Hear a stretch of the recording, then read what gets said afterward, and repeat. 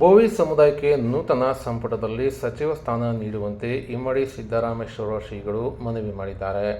ಚಿತ್ರದುರ್ಗದ ಬೋವಿ ಗುರುಪೀಠದಲ್ಲಿ ಇಮ್ಮಡಿ ಸಿದ್ದರಾಮೇಶ್ವರ ಶ್ರೀಗಳು ಮಾತನಾಡಿದ್ದು, ಸಾಮಾಜಿಕ ನ್ಯಾಯದ ಅಡಿಯಲ್ಲಿ ಬೋವಿ ಸಮುದಾಯಕ್ಕೂ ಕೂಡ ಸಚಿವ ಸ್ಥಾನ ನೀಡುವಂತೆ ಆಗ್ರಹ ಮಾಡಿದ್ದೇವೆ. ಇನ್ನು ಸಕಾರಾತ್ಮಕವಾಗಿ ಸ್ಪಂದಿಸಿದ ಪಕ್ಷದ ಮುಖಂಡರು ಬೋವಿ ಸಮುದಾಯಕ್ಕೆ ಆದ್ಯತೆ ನೀಡದೆ ಸಮುದಾಯದ ಅಸಂತೋಷಕ್ಕೆ ಒಳಗಾಗಿದ್ದು ಅತೃಪ್ತಿಯನ್ನು ಅನುಭವಿಸುವಂತಾಗಿದೆ. ಇನ್ನು ಮೂರನೇ ಅತಿ ದೊಡ್ಡ ಪರಿಶಿಷ್ಟ ಸಮುದಾಯವಾದ ಬೋವಿ ಸಮುದಾಯಕ್ಕೆ ಸರ್ಕಾರ ಅವಕಾಶ ವಂಚಿತರನ್ನಾಗಿ ಮಾಡಬಾರದು. ಅವಕಾಶ ಕಲ್ಪಿಸುವ ಮೂಲಕ ಬೋವಿ ಸಮುದಾಯದ ಜೊತೆ ಇರುವುದಾಗಿ ಸರ್ಕಾರ ತೋರಿಸಬೇಕು. ಪರಿಶಿಷ್ಟ ಜಾತಿಯಲ್ಲಿ ಬರುವ ಸಮುದಾಯಗಳಿಗೆ ಸರ್ಕಾರ ಪ್ರಾಮುಖ್ಯತೆ ಕೊಡಬೇಕು. ನಮ್ಮ ಸಮುದಾಯದ ಶಿವರಾಜ್ ತಂಗಡಗಿ, ಎಸಿ ಶ್ರೀನಿವಾಸ್, ದಿವಂಗತ ಪಾವಗಡ ಶಾಸಕರಾದ ವೆಂಕಟರಮಣಪ್ಪ ಸಹ ಶಾಸಕರಾಗಿದ್ದರು. ಹಾಗಾಗಿ ಈ ಮೂವರು ಶಾಸಕರು ಇದ್ದು ಯಾವುದೇ ಕಳಂಕ ಇಲ್ಲದೆ ಸ್ವಾರ್ಥರಹಿತವಾಗಿ ಕೆಲಸ ಮಾಡಿದ್ದು ಸರ್ಕಾರ ಇವರ ಸೇವೆಯನ್ನು ಗಮನಿಸಿ ಮುಂಬರುವ ಸಂಪುಟ ವಿಸ್ತರಣೆಯಲ್ಲಿ ಸಚಿವ ಸ್ಥಾನ ನೀಡಬೇಕು.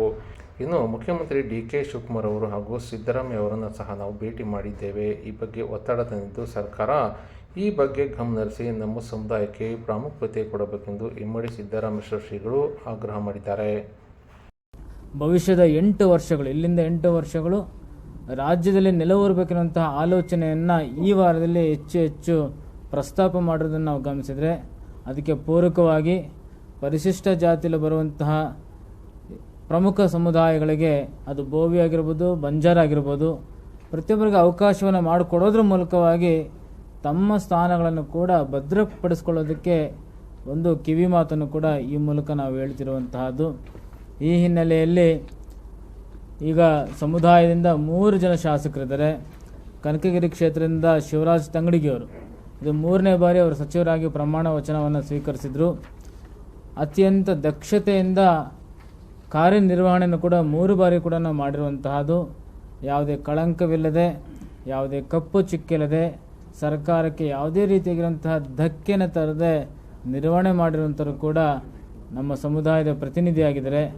ಇವರ ಜೊತೆಯಲ್ಲಿ ಪುಲಿಕೇಶಿ ನಗರದ ಎಸಿ ಶ್ರೀನಿವಾಸರವರು ಕೂಡ ಕಳೆದ 15-20 ವರ್ಷಗಳಿಂದ ಜಿ ಪರಮೇಶ್ವರ್ ಅವರು ಮೊದಲನೇ ಬಾರಿ ಅಧ್ಯಕ್ಷರಾದ ದಿನದಿಂದ ಇಲ್ಲಿಯವರೆಗೆ KPCCಯಲ್ಲಿ ಕಾರ್ಯದರ್ಶಿಗಳಾಗಿದ್ದುಕೊಂಡು ಕೆಲಸವನ್ನು ಮಾಡ್ತಾ ಮೊದಲನೇ ಬಾರಿ ಶಾಸಕರಾಗಿದ್ದಾರೆ.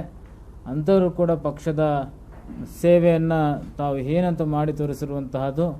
ಅದರ ಜೊತೆಯಲ್ಲಿ ಇತ್ತೀಚೆಗೆ ಕಾಲಕ್ಕೆ ಅಧೀನರಾಗಿರುವಂತಹ ಪಾವಗಡದ ವೆಂಕಟರಮಣಪ್ಪರ ಸುಪುತ್ರ, ಕಳೆದ ಅವರ ಕುಟುಂಬ ಸ್ವತಂತ್ರದ ನಂತರದ ರಾಜಕೀಯ ಪ್ರಾರಂಭ ಆದಾಗಿಂದ ಇಲ್ಲಿಯವರೆಗೆ ಪೂರ್ಣ ಪ್ರಮಾಣದಲ್ಲಿ ಪಕ್ಷದ ಜೊತೆಯಲ್ಲಿ ಗುರುತಿಸಿಕೊಂಡು ಪಕ್ಷ ಸಂಘಟನೆಯಲ್ಲಿ ಅತ್ಯಂತ ತಮ್ಮದೇ ಆಗಿರುವಂಥ ಪ್ರಭಾವವನ್ನು ಮೂಡಿಸ್ತಾ ಪಕ್ಷಕ್ಕೆ ಗಟ್ಟಿತನವನ್ನು ತಂದುಕೊಡೋದ್ರಲ್ಲಿ ಆ ಕುಟುಂಬ ಹೆಚ್ಚು ತಮ್ಮ ಸೇವೆಯನ್ನು ಮಾಡಿದೆ. ಅಂಥರೂ ಕೂಡ ಯುವ ನಾಯಕತ್ವವನ್ನು ವಹಿಸಿಕೊಂಡು ತುಮಕೂರು ಜಿಲ್ಲೆಯಲ್ಲಿ ಪಾವಗಡದಲ್ಲಿರುವಂತಹದ್ದು. ಮೂವರಲ್ಲಿ ಯಾರಿಗಾದರೂ ಓರ್ವರಿಗೆ ಅವಕಾಶವನ್ನು ಕಲ್ಪಿಸೋದ್ರ ಮೂಲಕವಾಗಿ ಸಮುದಾಯಕ್ಕೆ ಸಾಮಾಜಿಕ ನ್ಯಾಯವನ್ನು ಕೊಡೋದ್ರ ಮೂಲಕವಾಗಿ ಸರ್ಕಾರ ಬಸವಣ್ಣನವರ ಆಲೋಚನೆಗಳಿಗೆ ತಕ್ಕ ಹಾಗೆ ಅನುಭವ ಮಂಟಪವನ್ನು ಸ್ಥಾಪಿಸೋದಕ್ಕೆ ನಾವು ಬದ್ಧವಾಗಿದ್ದೇವೆ. ಸರ್ವ ಸಮುದಾಯಗಳಿಗೆ ಸಮಾನ ಅವಕಾಶವನ್ನು ಮಾಡಿಕೊಡುವ ಪ್ರಯತ್ನವನ್ನು ಮಾಡ್ತೀನಂತಹ ಸಂದೇಶವನ್ನು ಸಾರಬೇಕಾಗಿದೆ. ಈ ನಿಟ್ಟಿನಲ್ಲಿ ಬರುವ ಸಂಪುಟ ವಿಸ್ತರಣೆಯಲ್ಲಿ ಅವಕಾಶವನ್ನು ಮಾಡಿಕೊಡ್ತಿರುವಂತಹ ವಿಶ್ವಾಸವನ್ನು ನಾವು ಇಟ್ಕೊಂಡಿದ್ದೇವೆ. ಈಗಾಗಲೇ ಮುಖ್ಯಮಂತ್ರಿಗಳಾದಂಥ ಡಿ.ಕೆ. ಶಿವಕುಮಾರ್ ಅವರಿಗೆ ಹಾಗೂ ನಿಕಟಪೂರ್ವ ಮುಖ್ಯಮಂತ್ರಿಗಳಂಥ ಸಿದ್ದರಾಮಯ್ಯ ಅವರಿಗೆ ಭೇಟಿ ಮಾಡಿದ್ದೇವೆ. ಮುಂದೆ ಖರ್ಗೆ ಅವರಿಗೆ ಹಾಗೂ ಇನ್ನಿತರ ಹೈಕಮಾಂಡ್ ಅವರಿಗೆ ಭೇಟಿ ಮಾಡಿ ಸಮುದಾಯದ ಒತ್ತಡವನ್ನು ತರೋದ್ರ ಮೂಲಕವಾಗಿ ಸಾಮಾಜಿಕ ನ್ಯಾಯವನ್ನು ಪಡೆಯುವಂಥ ಪ್ರಯತ್ನವನ್ನು ಮಾಧ್ಯಮದ ಮೂಲಕ ಮಾಡ್ತೇವೆ.